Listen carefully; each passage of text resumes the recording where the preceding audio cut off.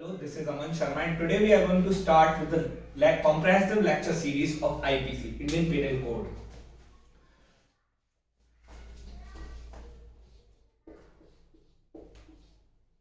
IPC में हम सबसे पहले हिस्टोरिकल बैकग्राउंड के साथ डील करेंगे, इसको मैं यहाँ पर एच भी लिख दे रहा हूँ। आईपीसी हिस्टोरिकल बैकग्राउंड को समझने से पहले मैं आपको ये बता देना चाहता हूँ कि IPC is a substantive law. जैसे कि सब जानते ही हैं, IPC is a substantive law. ये सब्सटेंटिव और प्रोसीजर कहां से आया, मैं आपको ये समझाने वाला हूं। Law is divided into two parts. The first is substantive law, second is procedure law. सबसे पहले सब्सटेंटिव लॉ को समझ लेते हैं। Substantive law is a law which deals with the rights and liabilities, जो rights और liabilities के साथ डील करता है। और यहां पर जो प्रोसीजर लॉ है, ये ऐसा प्रोसीजर जो वे दिखाता है, रास्ता दिखाता है राइट्स और लाइबिलिटी को अचीव करने के लिए। इन राइट्स एंड लाइबिलिटी को अचीव करने के लिए जो लॉ हम लोग को रास्ता या फिर वे दिखाता है, उसको हम लोग प्रोसीजर लॉ बोलते हैं।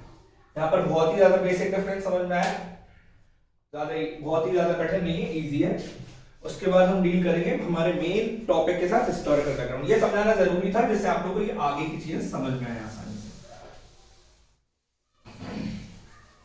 Dealing with the historical background, सबसे पहले मैं हिस्टोरिकल बैकग्राउंड में शुरुआत करूंगा 1600 से, 1600 AD से, जब मुगल एम्पायर इंडिया में स्टैब्लिश था। मुगल एम्पायर इंडिया में स्टैब्लिश था तो मोमडन लॉ से डील करता था, मुस्लिम लॉ से डील करता था।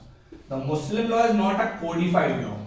मुस्लिम लॉ जो था वो लिपिबद्ध नहीं था, एक्ट से नहीं गवर्न होता था। जैसे हम मुस्लिम लॉ में पढ़ चुके होंगे, जो एलएलबी कर रहे हैं, जो मुस्लिम लॉ पढ़ चुके हैं, उनको पता होगा मुस्लिम law is based for other sources, जैसे कुरान है, सुन्ना है, हदीस है, इस पर बेस है।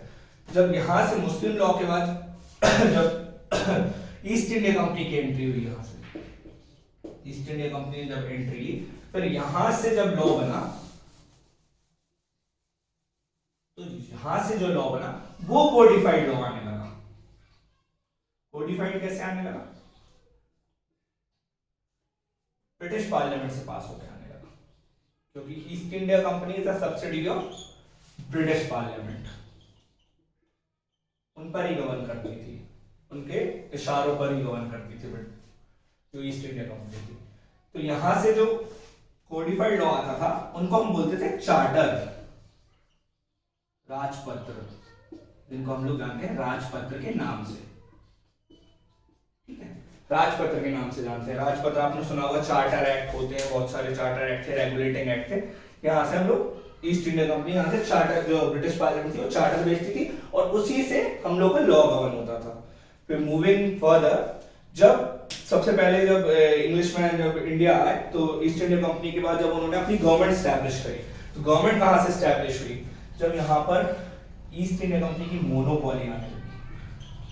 तो जो इंडियंस थे, जो पढ़े लिखे इंडियंस थे या फिर जो लॉ मेकर्स थे इंडियंस थे, उन्होंने समझा यहां से कि हमारी जो सत्ता है या फिर जो भी मतलब हम लोग का गवर्निंग बॉडीज हैं वो स्ट्रांग नहीं है, वीक पड़ती जा रही है इन फ्रंट ऑफ ब्रिटिशर्स। यहाँ पर ब्रिटिशर्स आए थे, इसको रोकने के लिए उन्होंने सबसे पहली रिवॉल्ट हुई, इसको हम लोग जानते हैं रिवॉल्ट ऑफ 1857। यहाँ ये टर्निंग पॉइंट था, यही टर्निंग पॉइंट था आईपीसी को डील करने वाला। आईपीसी कैसे डेवलपमेंट में आया और ओरिजिन में आया, तो मैं आगे बढ़ता हूँ तो बताता हूँ कि जब बहादुर शाह जफर टू को, यहाँ पर बहादुर शाह जफर, बहुत सारे इसमें रेवोल्यूशनरीज थे, जब बहादुर शाह जफर टू को जब काला पानी की सजा हो गई, उसके बाद इंडियन काउंसिल एक्ट आया 1858। सबसे इंपॉर्टेंट चीज है यहाँ पर इंडियन काउंसिल एक्ट, आपको सबसे इंपॉर्टेंट, वहीं से आईपीसी डेवलप हुई। सबसे पहले कौन सा एक्ट आया? Indian council act. उसके पहले चार्टर्स आ रहे थे, तो इंडियन काउंसिल एक्ट आया, इंडियन काउंसिल एक्ट 1858। तो ये एक्ट आया, इस एक्ट में गवर्नर जनरल की पोस्ट ही खत्म कर दी। थोड़ा सा यहां से क्या है, जो गवर्नर जनरल की पोस्ट थी वो यहां पर खत्म कर दी, अबॉलिश कर दी ये पोस्ट गवर्नर जनरल की। और यहां पर कौन एग्जिस्टेंस में आया, वाइसरॉय एग्जिस्टेंस में आया। कोई इतना डीप नहीं पढ़ाएगा, कहीं पर भी नहीं सुनने मिलता होगा आईपीसी के लिए आपको इतनी चीजें बताई जा रही। मैं इसलिए बता रहा हूं क्योंकि मैं आपको बिल्कुल डेप्थ में हिस्टोरिकल बैकग्राउंड समझाना चाह रहा हूं, जिससे आगे के रास्ते आसान हो जाए आप लोगों के लिए आईपीसी समझने के लिए। फिर जब वाइसरॉय आया, वाइसरॉय किस पर काम करता था, वाइसरॉय काम करता था क्राउन के इंस्ट्रक्शंस पे, क्राउन के इंस्ट्रक्शंस पे काम करता था। तो ईस्ट इंडिया कंपनी यहां से एग्जिस्टेंस में नहीं रही। तो ईस्ट इंडिया कंपनी सुनते आ रहे थे, जो चार्टर्स लेके आती थी, वहां से चार्टर्स आते थे ब्रिटिश पार्लियामेंट से पास होकर। ईस्ट इंडिया कंपनी यहां से एग्जिस्टेंस में नहीं रही और डायरेक्ट क्राउन को रिपोर्ट करने लगा वाइसरॉय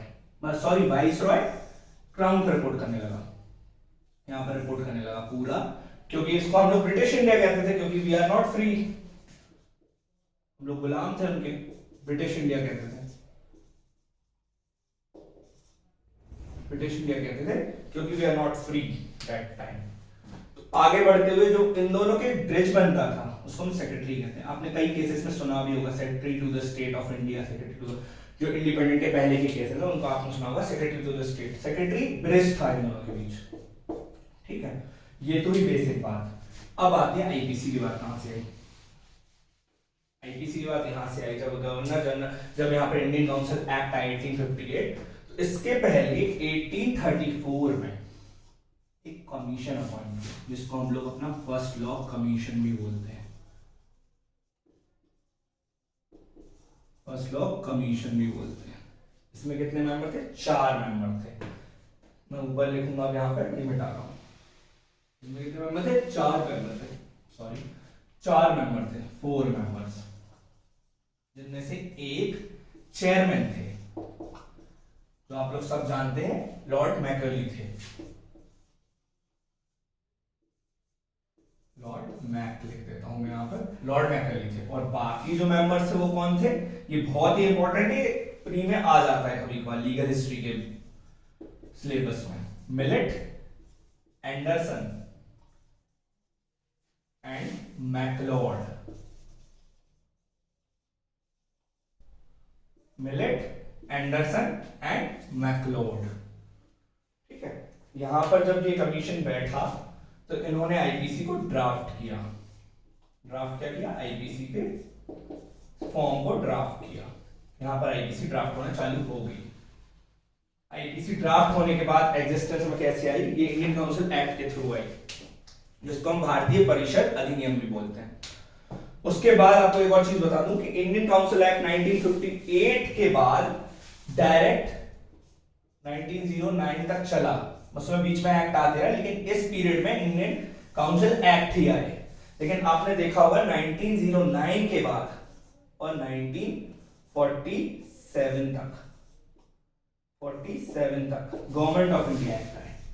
फिर ये गवर्न करता था इंडिया के पूरे जो गवर्निंग बॉडीज उनको, गवर्नमेंट ऑफ इंडिया एक्ट 1909 के 1947 तक सिर्फ गवर्नमेंट ऑफ इंडिया एक्ट है।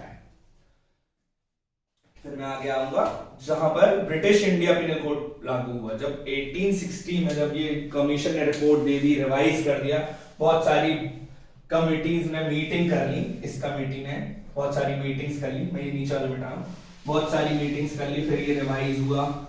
इसमें 2 नाम और मैं बताना चाहूंगा, इन दोनों के, इन चारों के अलावा, इन चारों के अलावा बहुत इंपॉर्टेंट नाम है वो, बैथून और पिकॉक। शायद किसी ने सुना, जस्टिस पिकॉक सुना होगा नाम, प्रिवी काउंसिल के जज थे। बैथून और पिकॉक ने रिवाइज कमेटी, इसको रिवाइज किया, जो आईपीसी इन्होंने ड्राफ्ट की उसको रिवाइज किया, रिवाइज दिस आईपीसी, इस फॉर्म को जो ड्राफ्ट था, रिवाइज दिस ड्राफ्ट। फिर उसके बाद क्या हुआ? जब ये रिवाइज हुआ, फिर इसके पासिंग की बात आई, जब इसको अडॉप्ट किया गया, जो अडॉप्ट किया गया तो इसका नाम दिया गया British India penal code. British India penal, British India penal code. ये नाम आप लोग हमेशा याद रखिएगा, मिलेट, एंडरसन और मैकलोड, ये चार नाम फर्स्ट लॉ कमीशन कभी भी पूछ लेते हैं, किसी भी एग्जाम में आ सकता है। सबसे ज्यादा अपने यहाँ तो एमपी में तो बहुत ही कम आता है, लेकिन हाँ जैसे अभी एडीपी हो तो उसमें भी आ सकता है, और यूपी में ज्यादातर पूछा जाता है। यूपी और ज्यादा स्टेट्स हैं जो नॉर्दर्न स्टेट्स हैं उनमें पूछा जाता है। कहाँ पे थे हम? ब्रिटिश इंडिया पीनल कोड को अडॉप्ट किया। अब इसकी अडॉप्शन डेट सुन लीजिए, इसकी अडॉप्शन डेट थी, सब रिवाइज हो गया, यहाँ पर 4 मेंबर से बना दिया 1834 में, इंडियन काउंसिल एक्ट के थ्रू पास कर दिया। यहाँ पर मैंने बताया कैसे हुआ पास, गवर्नर जनरल की पोस्ट खत्म करने के बाद कैसे उन्होंने वो उसको पास किया, क्योंकि पूरे इंडिया पर लागू करना था, एप्लीकेशन पूरे इंडिया पे देना था उनको। तो यहाँ पर उनका रिवाइज कर दिया बेथुन और पेकॉक ने।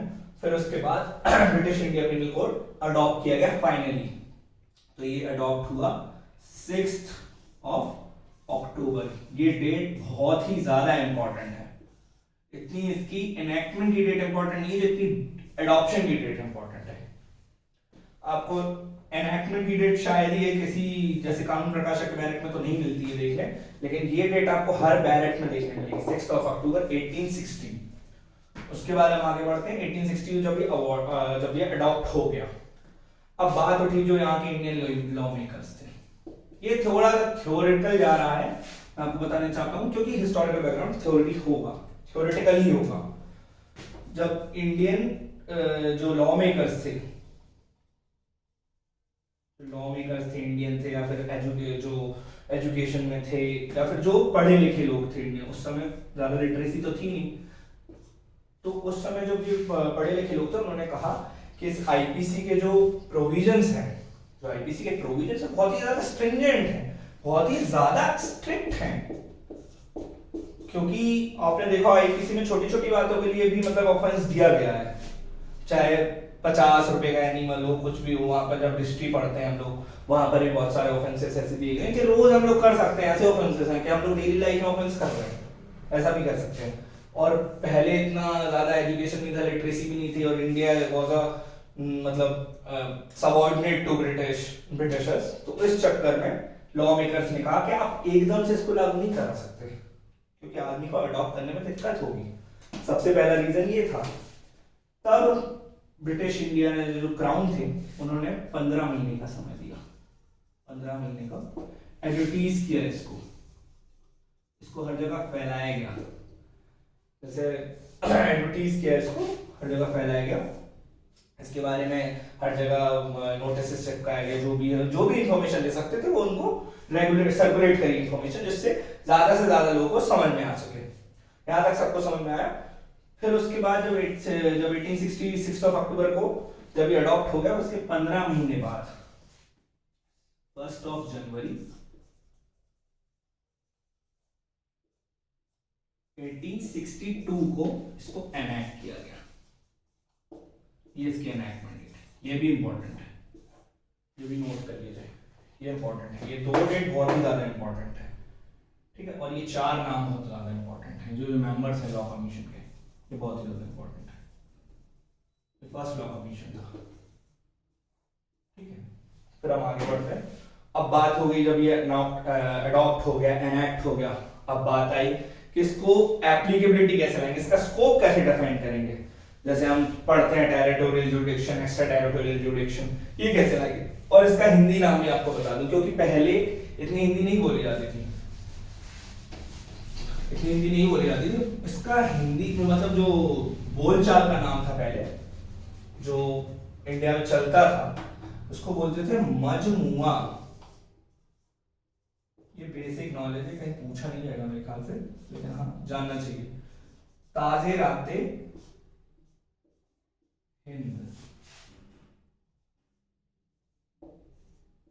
मजमुआ ताजे राते हिंद, ठीक है, इसको ये बोलते थे। आपने सुना होगा, कई मूवीज में भी सुना होगा, मजमुआ ताजे राते हिंद के तहत दफा इसके तहत सजा दी जाती है। तो ये इंडियन नेम था, इंडिया में चलन में था। और पहले क्या चलन में था, और ब्रिटिशर्स क्या बोलते थे, ब्रिटिश इंडिया पीनल कोड। उसके बाद ये बेसिक नॉलेज थी। उसके बाद जब ये एप्लीकेबिलिटी की बात आई, इसकी एप्लीकेबिलिटी कैसे बनाएंगे, क्योंकि अडॉप्ट भी हो गया, एनैक्ट भी हो गया, अब after 1947, after the independence act 1947, जब इंडिया इंडिपेंडेंट हो गया, जब इंडिया इंडिपेंडेंट हो गया, तो इसको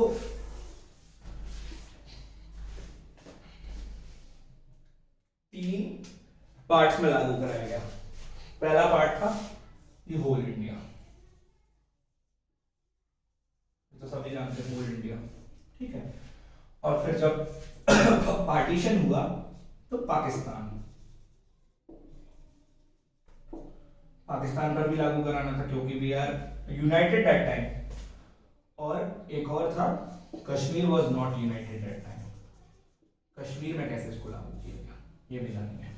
सबसे पहले होल इंडिया, तो इसको इंडियन पीनल कोड के नाम से जो हम पढ़ते आ रहे जानते हैं, ठीक है, ये हम जानते हैं कि इंडियन पीनल कोड है, ये नॉर्मली हमारे चला रहा है। उसके बाद हम अगला जो पाकिस्तान की बात करें, पाकिस्तान ने वैसा का वैसा पाकिस्तान पीनल कोड अडॉप्ट कर लिया, नाम चेंज करके पाकिस्तान पीनल कोड अडॉप्ट कर लिया, ठीक है। कश्मीर की बात है, कश्मीर पहले जो राजा थे वहां के हरि सिंह, उन्होंने इसका नाम रणवीर पीनल कोड रखा, रणवीर पीनल कोड रखा। लेकिन after the deletion of article 370, किस एक्ट में हुई? एक्ट का नाम बहुत ही ज्यादा इंपॉर्टेंट है, Jammu and Kashmir reorganisation act. ये कब लागू हुआ? 31 अक्टूबर को रणवीर पीनल कोड जो था 2019, ये था 2019, ये इनैक्ट हो गया एक्ट।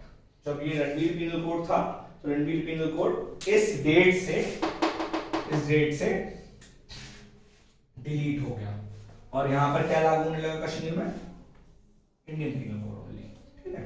ये दो ही बेसिक बात स्कोप और एप्लीकेबिलिटी की। उसके बाद जब हम आगे बढ़ते हैं तो जब हम आगे बढ़ेंगे तो इसका ज्यूरिडिक्शन देखेंगे। ज्यूरिडिक्शन हो गया, इसके जो आईपीसी के जो हिस्टोरिकल बैकग्राउंड यहीं तक था, उसके बाद हम ज्यूरिडिक्शन देखेंगे, टेरिटोरियल, एक्स्ट्रा टेरिटोरियल, और उसके बाद हम देखेंगे कि क्राइम ऑफेंस में क्या डिफरेंसेस है, क्राइम क्यों अलग है, ऑफेंस क्यों अलग है, क्राइम के कॉन्स्टिट्यूएंट्स क्या है, उसके एलिमेंट्स क्या है, उसके आवश्यक तत्व क्या है, और उसके बाद हम देखेंगे कि इसके स्टेजेस क्या हैं क्राइम के। तो ये जो हिस्टोरिकल बैकग्राउंड वाला लेक्चर है यहीं तक था, ठीक है। आपको बहुत अच्छे समझ में आएगा, बहुत ही ज्यादा डीप में मैंने हिस्टोरिकल बैकग्राउंड समझाया, ठीक है। तो ये वाला लेक्चर यहीं तक है। फिर अगले लेक्चर में हम लोग डील करेंगे क्राइम, उसके ऑफेंसेस से, क्राइम से ऑफेंस में डिफरेंस क्या है, और क्राइम के स्टेजेस से, क्राइम के कॉन्स्टिट्यूएंट से, एलिमेंट्स से उसके, ठीक है, और उसकी ज्यूरिडिक्शन से जो आईपीसी है। हम लोग का मेन लेक्चर क्या है? आईपीसी को समझना, ठीक है। Thank you.